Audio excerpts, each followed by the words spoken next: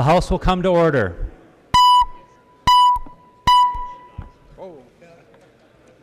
We will revert to the calendar of the day if there's no objections. Hearing no objections, the first bill on the calendar for today is Senate File 997. The clerk will report the bill. Senate File number 997, number 1 on the calendar for the day, an act relating to insurance. The member from Rock, Representative Schomacker, to your bill. Thank you, Mr. Speaker and members. Senate File 997 makes long-term care insurance more affordable for middle-class Minnesota families. This bipartisan legislation lowers the state-mandated floor for the inflation protection rider on partnership insurance policies from 3% to 1%.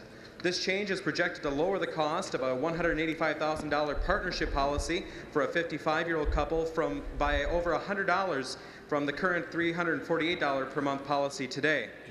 Currently, according to a recent study by the largest long-term care insurance writer in the country, policyholders only end up utilizing about 67% of their policy benefit in the current situation each month. This bill would help increase that utilization rate.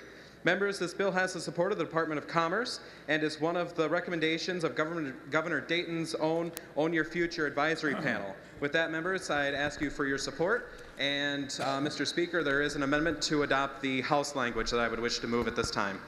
There is an amendment at the desk. The clerk will report the amendment. Schomacker moves to amend Senate File number 997, the first engrossment as follows. Delete everything after the enacting clause and insert the following language of House File 954 as introduced, and the amendment is coded DEA 954. Representative Schomacker, to your amendment. Thank you, Mr. Speaker. There were some changes that were made in the Senate that added quite a bit of new language, and so I'd like to take it to conference and get that worked out. Any discussion to the Schomacker amendment? Seeing none and hearing none, all those in favor of the Schomacker amendment signify by saying aye. Those opposed? The motion carries. The amendment is adopted. There's an amendment at the desk. The clerk will report the amendment. Hoppe moves to amend Senate File number 997 as amended, and the amendment is coded A1. The member from Carver, Representative Hoppe, to your amendment. Thank you, Mr. Speaker. Mr. Speaker and members, I do have the A1 amendment, and the A1 amendment is model legislation from the NAIC, the National Association of Insurance Commissioners. What we're trying to do with this amendment is get to a starting point to help both the commissioner and the department and the insurance companies know where a good place is to start for rate increases. I think this is something that would help the department and consumers. I think it's fair to say that this is not something, at least right now, that's loved by the department. I think Representative Atkins is going to speak to that. But I'd like to get this amendment on the bill and let Representative Schomacker take it to conference and see what what they can work out with our friends in the Senate and with the Commerce Department. Members, with that, I would stand for questions. I would appreciate your support, and I believe Representative Atkins has an amendment to the amendment. There is an amendment at the desk. The clerk will report the amendment. Atkins moves to amend the Hoppe amendment to Senate File number 997 as amended, and the amendment to the amendment is coded A2.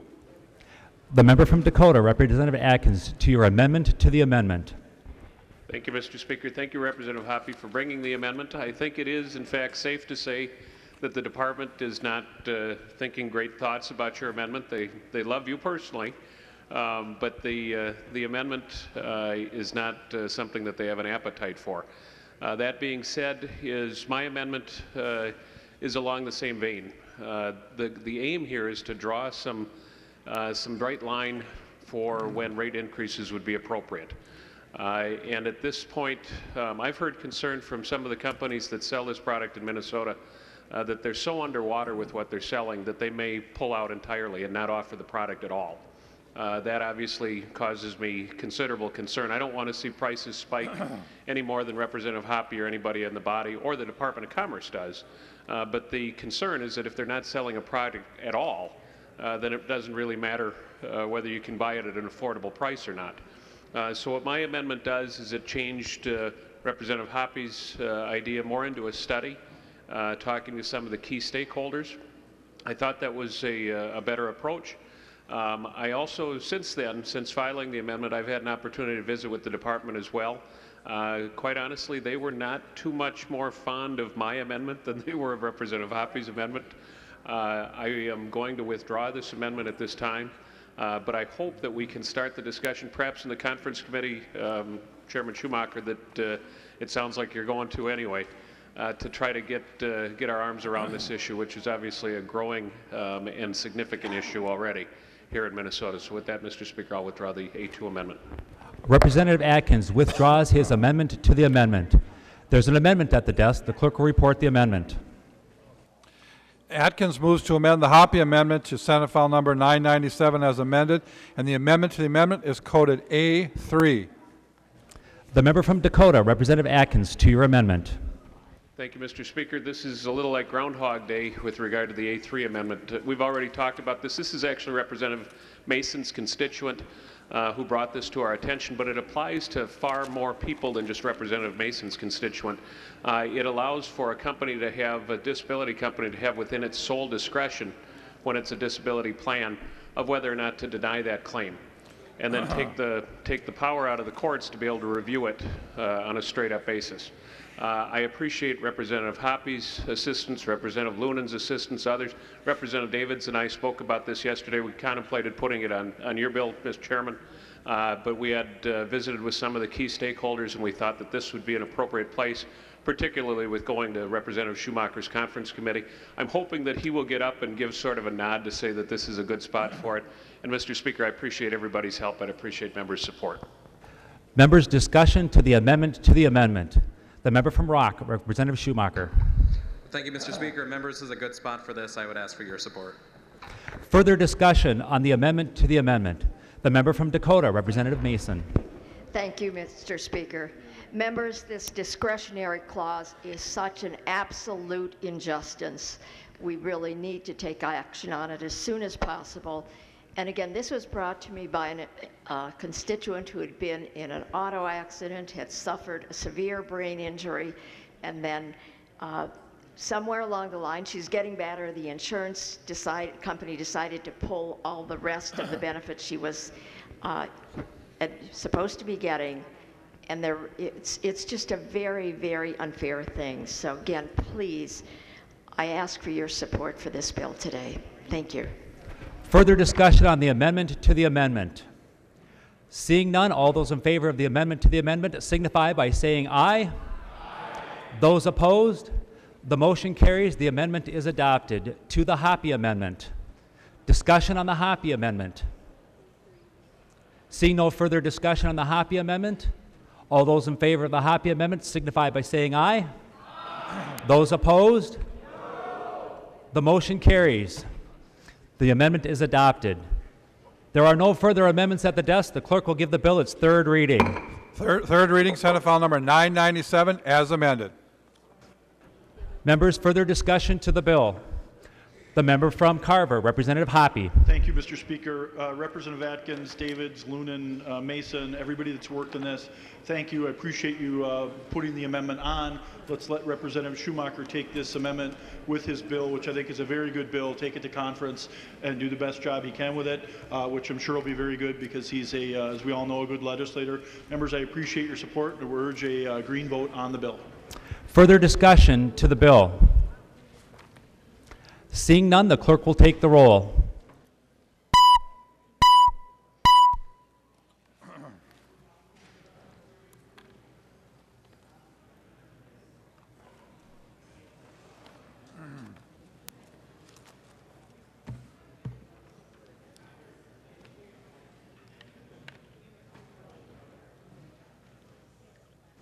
Members, please vote.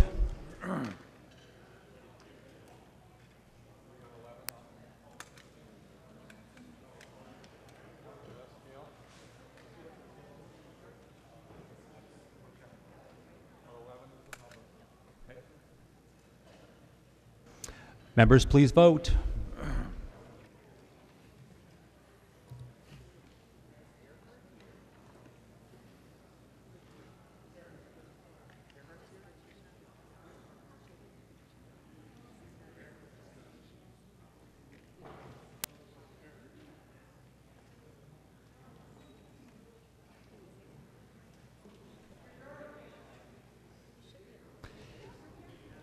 Earhart votes no.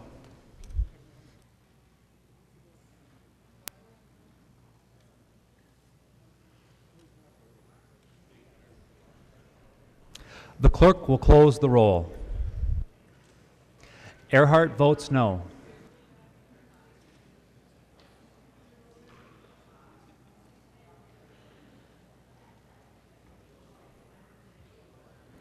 There being 85 ayes and 37 nays,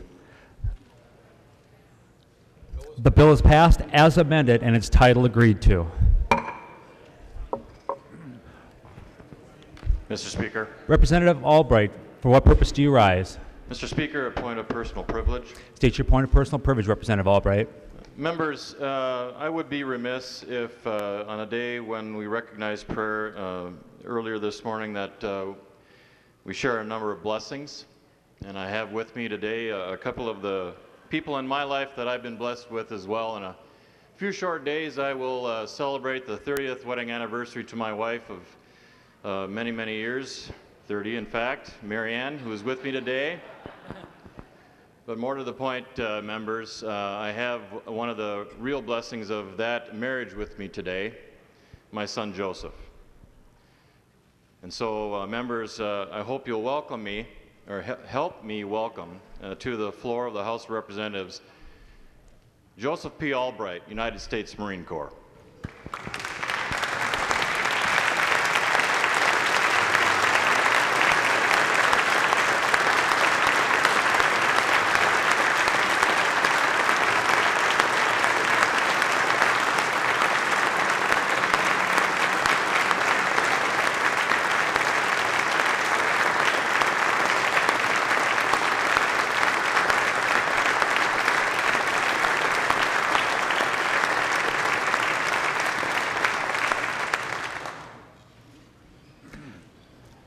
The member from Anoka, Representative Scott. The member from Freeborn, Representative Bennett. Thank you, Mr. Speaker. For what purpose do you rise? Point of personal privilege. State your point of personal privilege, Representative Bennett. Mr. Speaker and members, I have a visitor today. I would like to introduce Sam. Would you stand up? This is Sam Johnson. He's from Glenville. Sam is a freshman in college. He's working on agriculture, business, law, and leadership. Sam has been a part of FFA for a number of years, and he recently had a great honor. He was named a state FFA officer, Sentinel, which being a state officer for FFA takes a lot of dedication and hard work. So I would like to ask our members to please join me in congratulating Sam for this great honor.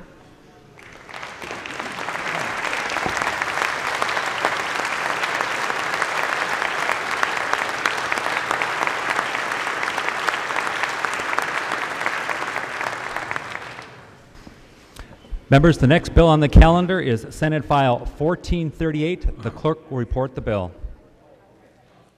Senate File number 1438, number 2 on the calendar for the day, an act relating to administrative rules. The member from Scott, Representative Loonan, to your bill.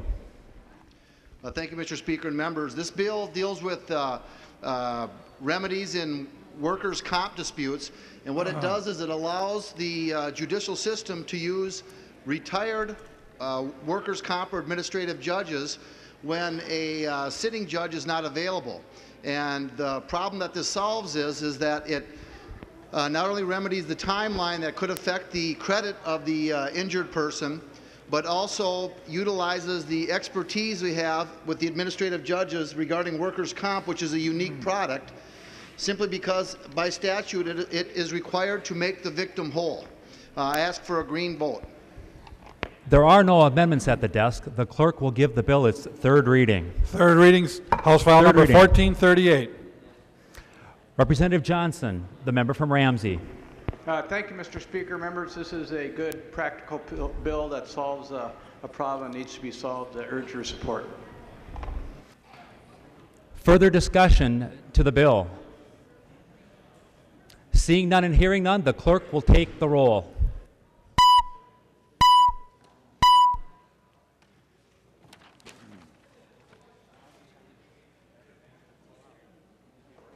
Members, please vote.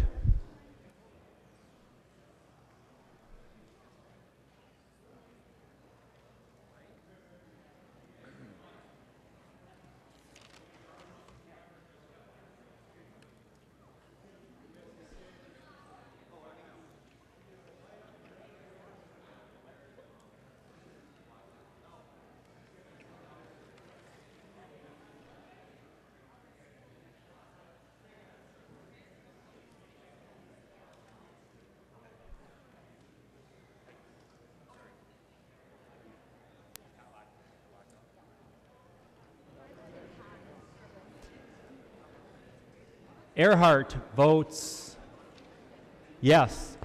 Mr. Speaker. Freiberg votes yes. The clerk will close the roll.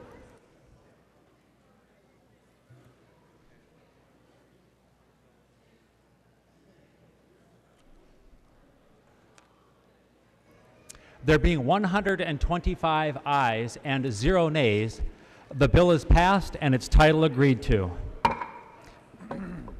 The next bill on the calendar for today is House File 177. The clerk will report the bill. House File number 177, number 4 on the calendar for the day, an act relating to insurance. The member from Anoka, Representative Sanders, to your bill. Thank you, Mr. Speaker and members. Today House File 177 is an important bill. Allows self-storage facilities to offer and for consumers to obtain limited insurance coverage for the loss or damage of personal property and valuables in a self-storage unit. Now, members, this is important. We have over 800 storage facilities in the state of Minnesota, and about 50 to 60% of those that are in transition that may have their valuables in a self-storage unit don't have homeowners insurance. And about 80% of renters in Minnesota don't have renters insurance. And so what this legislation does is allow self-storage facilities, again, to sell and for consumers to obtain insurance, that peace of mind to protect their valuables while they are in transition and while their valuables are in a self-storage unit. Members, I ask for your support on that, and I have a author's amendment that I would like to adopt to put the bill in shape that I would like. There is an amendment at the desk. The clerk will report the amendment. Sanders moves to amend House File number 177, the first engrossment, and the amendment is coded A6. The member from Anoka, Representative Sanders, to explain your amendment. Thank you, Mr. Speaker and members. And this is one of those bills that I think, hopefully, I'm able to help bring across the finish line. But this bill has been in work for quite a while. I know that Representative Halverson really did a lot of work on this bill over the last couple of years. And this amendment signifies a collaboration that we've had with many members of the insurance industry, the Department of Commerce, and several accommodations for the tenants' rights groups. And so, members, I'd ask you to support this amendment. Bolsters accountability measures, adds clarification, emphasizing self-storage facility, their responsibilities and obligations in the unlikely event that there is a loss. Or alleged misconduct in the sale or advertising of the insurance, which we think is important. It further bolsters the disclosure process and also requires that employee training program must be submitted to the Commissioner of Commerce. So, members, I hope that this amendment will show the collaboration and work that's gone into this bill, and I would ask for your support on the A6. Discussion on the Sanders A6 amendment. The member from Dakota, Representative Halverson. Thank you, Mr. Speaker, and thank you to Representative Sanders for your excellent overview of the underlying bill and this amendment. This does represent a great deal of work and collaboration, and really appreciate Representative Sanders' work to get all parties in support of this, and I ask members to support the A6 amendment. Any further discussion on the Sanders A6 amendment? Seeing no further discussion, all those in favor of adoption of the A6 amendment signify by saying aye. Aye. Those opposed, no. The motion prevails and the amendment is adopted. There are no more amendments at the desk. The clerk will give the bill its third reading. Third reading, House File number 177, as amended. Third reading. Any further discussion on House File 177 as amended? The member from Carver, Representative Hoppe. Thank you, Mr. Speaker. Mr. Speaker and members, Representative Sanders and Representative Halverson, nice job on this. I think this is a good example of legislation that wasn't quite ready. It's been worked on for quite some time with consultation with a lot of the different people, parties involved. Congratulations, Representative Sanders and Halverson. I think it was a nice job. Would encourage everybody to vote yes. Thank you. Any further discussion? The member from Anoka, Representative Sanders. Thank you again, Mr. Speaker. And again, in closing, this bill expands access to very limited adds adds the ability for a very limited insurance product to be sold for a significant number of tenants that do not currently have homeowners or renters insurance. And we've had a lot of work on this bill. We appreciate everyone's support and ask for a green vote. Any further discussion on House File 177 as amended? Seeing no further discussion, the clerk will take the roll.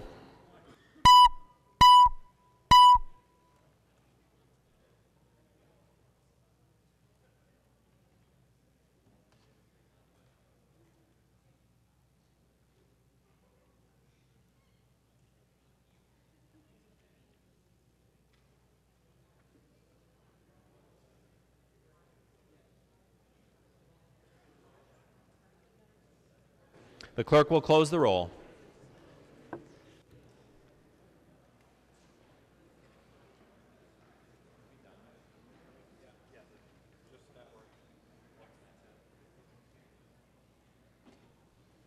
There being 127 ayes and 0 nays, the bill is passed as amended and its title agreed to. Report from the Committee on Rules and Legislative Administration. Pepin for the Committee on Rules and Legislative Administration, pursuant to Rules 1.21 and 3.33, designates the following bills to be placed on the calendar for the day for Monday, May 11th, 2015, and establishes a pre-filing requirement for amendments offered to the following bills. House File numbers 1461, 1772, 1554, 2193, and 1979. Announcements.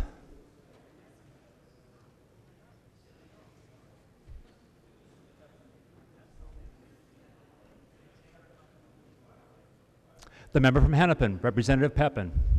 Thank you, Mr. Speaker. I move that when the House adjourns today, it adjourns until 9 a.m. Friday, May 8th, 2015. Representative Pepin moves that when the House adjourns today, it adjourns until 9 a.m. Friday, May 8th, 2015. All those in favor signify by saying aye. Those opposed? The motion prevails.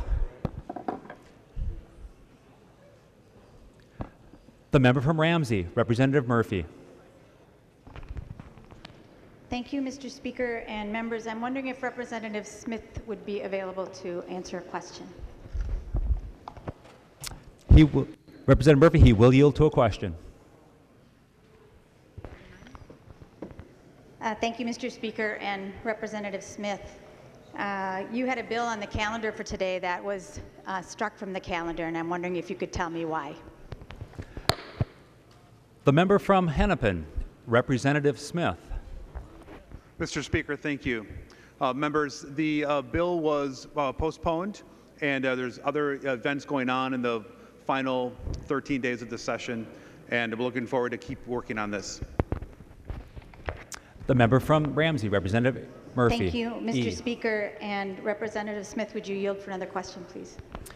He will yield, Representative Murphy E. Thank you, Mr. Speaker and Representative Smith. You know, I had the chance to talk with some folks about that piece of legislation that you're carrying, and so everybody knows, it's a Department of Commerce technical bill dealing with health plans and health insurance, and I offered an amendment dealing with contraception. And I was visited last night by somebody to tell me that, if I didn't remove my amendments, the bill wouldn't be heard, which is unfortunate. So in the course of that, because I hadn't heard the House file in Health and Human Services Finance, I was curious about the status of the bill, and I understand it passed unanimously in the Senate, and that it is highly technical and not very controversial. So Representative Smith, I'm wondering if you can help me understand what work needs to be done on that piece of legislation before we can hear it on the House floor. Representative Smith. Mr. Speaker, thank you, members. Yeah, it did pass the Senate 55-0. It was non-controversial, and we're going to continue to work on this. I think it was a very good bill. This bill was about people who have cancer who are receiving chemotherapy treatment, and it is a standard bill from the Department of Commerce, and I look forward to possibly revisiting this session. Representative Murphy E. Thank you, Mr. Speaker. Would Representative Smith continue to yield? He will continue to yield. Representative Murphy E. Thank you, Mr. Speaker. And Representative Smith, are you a health care provider? Representative Smith. Mr. Speaker, thank you. For my children, yes. Thank you, Mr. Speaker. Representative Smith, Murphy me E. too, especially Band-Aids. But I think it's important, Representative Smith, you know, I looked at the content of that bill, and it is important, I think, especially the part about giving an extension to people from 6 months to 9 months for an appeal if they've had a benefit denied, especially for people with cancer. I think that's an important provision, something that was worked out and negotiated, I understand, between the health plans and the American Cancer Society.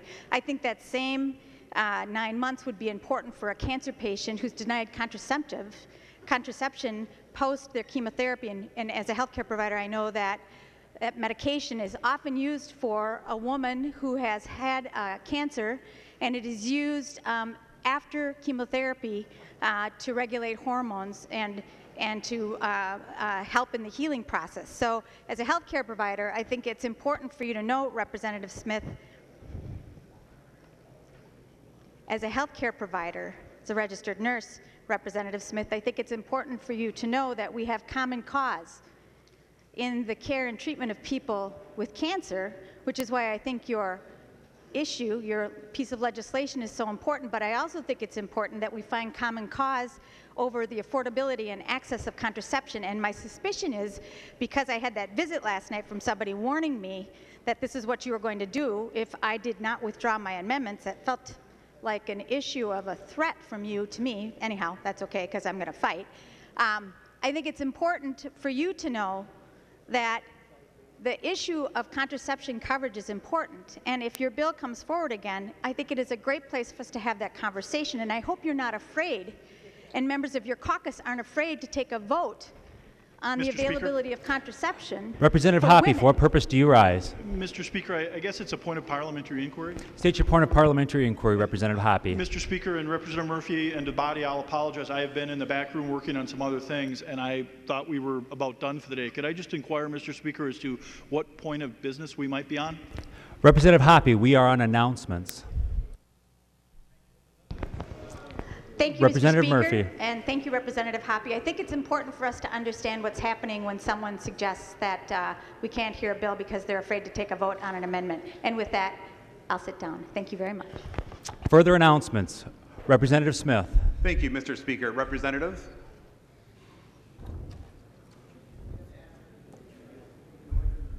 I am not afraid to discuss my bill. Thank you for telling me what's in it. I'm not afraid to discuss about how this bill helps people who have cancer. It makes their life easier. And it was your amendments, Representative, that were controversial, that were placed onto a very non-controversial bill, a bill that passed out of committee unanimously, a bill that passed out of the Senate 55-0. Thank you. The member from Wright, Representative Lucero. Thank you, Mr. Speaker. I just wanted to remind the body that Senator Mary Kiffmeyer is going to be offering her bread at 2 p.m. We are getting out rather earlier today, so please hang around and come back and enjoy Senator Kiffmeyer's bread, honey butter, and homemade raspberry jam. Further announcements. The member from Olmsted, Representative Liebling. Thank you, Mr. Speaker. I wonder if Representative Smith would yield for another question, somewhat less inflammatory question I have for him. Representative Liebling, he will yield. Thank you, Mr. Speaker. Representative Smith, on that same bill, I was looking at it and I saw that it did not go to any Health and Human Services Committee. And you mentioned here on the floor that it has to do with cancer patients and so on. And traditionally, bills that deal with health insurance have kind of dual jurisdiction in the body. They have tended in the past to go both to Commerce Committee and to Health and Human Services Reform, or policy as it's often called. And so I just wanted to, just sort of for future reference, so that we can just be clear about what the expected path of these kinds of bills would be. I wonder if you would just comment on the path of the bill thus far and whether you felt or had discussions about whether this bill should have gone to an HHS committee. Representative Smith. Thank you, Mr. Chair, members. Thank you for telling me about the traditions of this body. Another tradition of this body is for the chair of the committee to accept a bill if they so choose. The chair of the committee that you referenced, Representative, did not choose to hear this bill. Thank you. Representative Liebling. Well, thank you, Mr. Speaker, and thank you, Representative Smith. And, you know, you're right. As a member, often we don't have control over who takes up our bills, but I just thought it was worth bringing that up today because the body should be aware that in this case, a bill that I think pretty clearly does deal with health issues, and I would have sort of expected to go to both commerce and HHS reform, did not. And I just want to point out that we're kind of laying a perhaps some path for the future and perhaps changing our sort of expectation about where these kinds of bills would go. So just wanted to put that on the record. Thank you, Mr. Speaker. Announcements. The member from Hennepin, the Minority Leader, Representative Thiessen. Thank you, Mr. Speaker. I was wondering if the Majority Leader would yield for a few questions. She will yield. Representative Thiessen. Thank you, Mr. Speaker. I was just wanted to kind of check on behalf of the body on the progress we're making in terms of getting to targets. I saw Senator Nino introduced in the Senate 3 bills, 3 lights-on bills just yesterday, and which has me a little bit concerned.